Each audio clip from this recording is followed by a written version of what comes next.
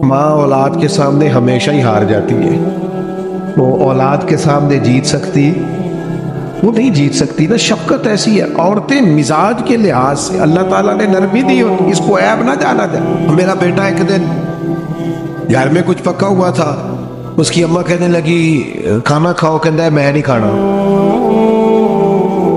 وہ دی اماں کہندی میں بڑا زور لایا، بڑی محنت کی تھی، بڑی گرمی چ پکایا، اج تے ہی کھانا پڑا ہے۔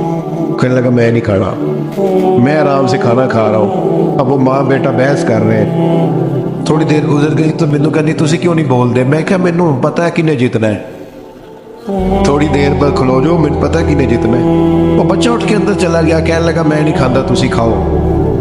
وہ پھر 5 منٹ لگے تو وہ پکانا شروع کرتا جو بچہ کہہ رہے ہیں۔ اور بڑی خوبصورت بات لکھی ہے علماء نے، کہتے ہیں عورت کے دل میں درد زیادہ ہوتا ہے نا، پیار زیادہ ہوتا ہے، اور یہ جو وہ کمزور واقعہ ہوئی ہے اسے عیب نہ سمجھو۔